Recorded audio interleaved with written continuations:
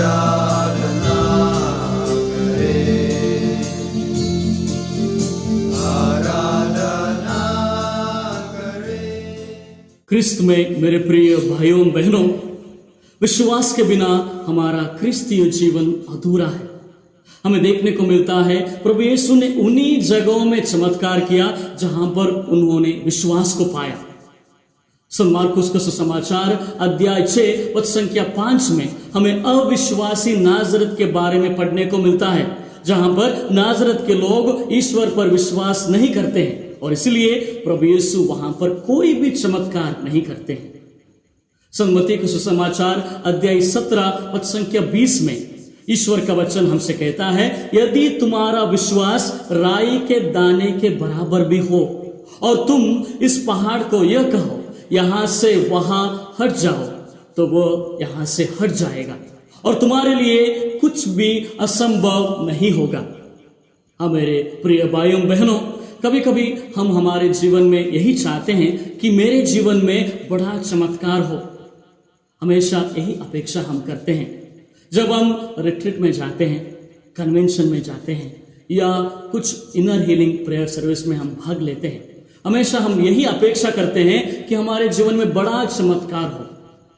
लेकिन जब ये नहीं होता है, हम निराश हो जाते हैं। हर रोज हर दिन हमारे परिवार में, हमारे जीवन में कई सारे चमत्कार होता रहता है, लेकिन हम ध्यान नहीं देते हैं। जब हम विश्वास के साथ प्रार्थना करते हैं, हमारे जीवन में कई सारे चमत्कार होता है। विशेष करके दो तरह से हमें महसूस करने को मिलता है, दूसरों के विश्वास के द्वारा और स्वयं हमारे विश्वास के द्वारा। एक छोटा सा बस्ती में एक परिवार था। उस परिवार में पति पत्नी और उनके 2 छोटे बच्चे थे। अचानक से उस बस्ती में बाढ़ आ जाता है, फ्लड्स आ जाता है। उस समय उस बस्ती के सब लोग वहां से सुरक्षित जगह में वो वहां पर भाग जाते हैं।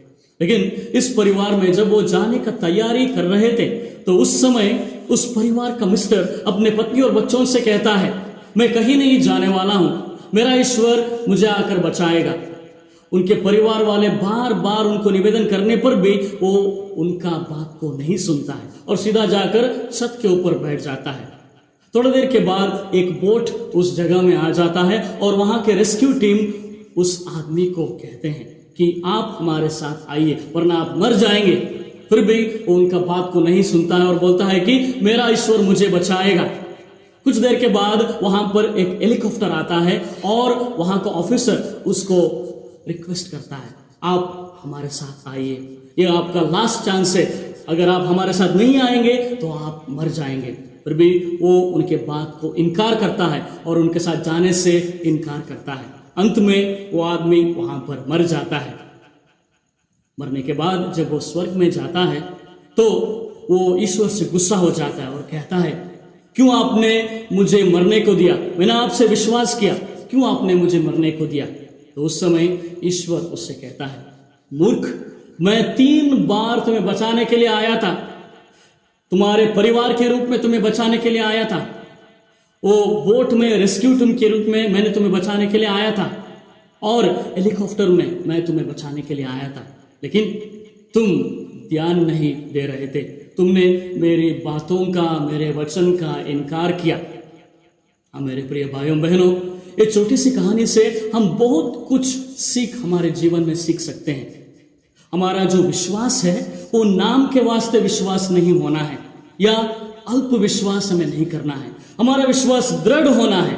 जो हमारा विश्वास प्रभु यीशु पर है उसे हमें दृढ़ बना के रखना है। दूसरों के विश्वास के द्वारा हमारे जीवन में हमें चमत्कार देखने को या महसूस करने को मिलता है। हमारे जीवन में, हमारे परिवार में बहुत सारे लोग हैं जो हमारे लिए प्रार्थना करते हैं। हमारे परिवार वालों के विश्वास के द्वारा, हमारे दोस्तों के विश्वास के द्वारा, हमारे चाहने वालों के विश्वास के द्वारा हमें हमारे परिवार में चमत्कार को महसूस करने को मिलता है।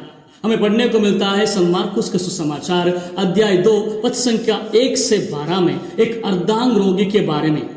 अर्धांग रोगी चल नहीं सकता था, उठ नहीं सकता था, तो उसके 4 दोस्त उसको प्रभु यीशु के पास लेकर आते हैं। भीड़ के कारण घर के अंदर वो नहीं जा सकते हैं। तो उस समय वो घर के छत को खोलते हैं और चारपाई के द्वारा उसे यीशु के पास लेकर आते हैं। प्रभु यीशु इन 4 आदमियों के विश्वास को देखकर उसे चंगाई देते हैं। संत यूहन्ना के सुसमाचार में हमें पढ़ने को मिलता है पद संख्या 11, चैप्टर 11 पद संख्या 32 से 40 में मार्ता के विश्वास को देखकर प्रभु यीशु वहां लाजरुस को पुनरुत्थान करते हैं। चैप्टर 11 वर्स 25 में प्रभु यीशु कहते हैं, मैं हूं पुनरुत्थान और जीवन, जो मुझ में विश्वास करता है वो मरने पर भी जीवित रहेगा। और मार्ता उस समय प्रभु यीशु से कहते हैं, हाँ प्रभु, मैं विश्वास करती हूं कि आप ही मसीहा हो जो आने वाले थे। और इस तरह से उसका भाई पुनर्जीवित हो जाता है। इस तरह से हमने देखा दूसरों के विश्वास के द्वारा हमारे जीवन में हमें चमत्कार को देखने को मिलता है, और हमारे विश्वास के द्वारा भी हर रोज हमारे जीवन में हम चमत्कार को महसूस कर सकते हैं। संत मार्कुस का सुसमाचार अध्याय 1 पद संख्या 41 में एक कोढ़ी के बारे में हमें पढ़ने को मिलता है। वो कोढ़ी सीधा प्रभु यीशु के पास जाकर कहता है, आप चाहे तो मुझे शुद्ध कर सकते हो। प्रभु यीशु उसके विश्वास को देखकर उसे चंगा करते हैं। हम पढ़ते हैं संत मत्ती का सुसमाचार अध्याय 9 पद संख्या 27 से 30 में 2 अंधे के बारे में प्रभु यीशु उनसे पूछते हैं, क्या तुम्हें विश्वास है कि मैं आप लोगों को चंगा कर सकता हूं? वे कहते हैं, हाँ प्रभु। प्रभु यीशु उन पर हाथ रखकर स्पर्श करते हुए उनसे कहते हैं, तुम्हारे विश्वास ने तुम्हें चंगा किया है। संत मत्ती का सुसमाचार अध्याय 9 पद संख्या 23 में प्रभु यीशु हम सबसे बार बार विश्वास के बारे में कहते हैं, विश्वास करने वालों को सब कुछ संभव है। हाँ मेरे प्रिय भाइयों बहनों, विश्वास करने वालों को सब कुछ संभव है। संत मत्ती का सुसमाचार अध्याय 8 पद संख्या 23 से 27 में हमें पढ़ने को मिलता है, जहां पर प्रभु यीशु अपने शिष्यों के साथ नाव में जा रहे थे। अचानक से उस जगह में आंधी और तूफान आ जाता है। तो प्रभु यीशु सो रहे थे। उनके शिष्य उनको उठाकर कहते हैं, प्रभु हमें बचाइए, हम डूबने वाले हैं। तो उस समय प्रभु यीशु उठते हैं और उनको कहते हैं, अल्पविश्वासियों डरते क्यों हो? अल्पविश्वासियों डरते क्यों हो? आज वही वचन हम सबको प्रभु यीशु कहते हैं, अल्पविश्वासियों डरते क्यों हो? हमारा विश्वास दृढ़ होना है, हमारा विश्वास प्रभु पर होना है। हमें अल्पविश्वासी नहीं बनना है। जब भी हमारे जीवन में दुख तकलीफ, जब भी हमारे जीवन में परेशानियां, प्रॉब्लम्स, बीमारियां, अलग अलग तरह का टेंशन, अलग अलग तरह की चिंताएं हमारे जीवन में आ जाते हैं, तो हम घबरा जाते हैं, हम डर जाते हैं, हमारा विश्वास कभी कभी खो जाता है। तो उस समय प्रभु यीशु का यह वचन हमें याद रखना है। नबी यिर्मयाह का ग्रंथ में अध्याय 1 पद संख्या 8 में ईश्वर का वचन कहता है, मैं तुम्हारे साथ हूं और मैं तुम्हारी रक्षा करूंगा। जी हाँ, प्रभु हमेशा हमारे साथ में है और हमेशा हमारी रक्षा करते हैं।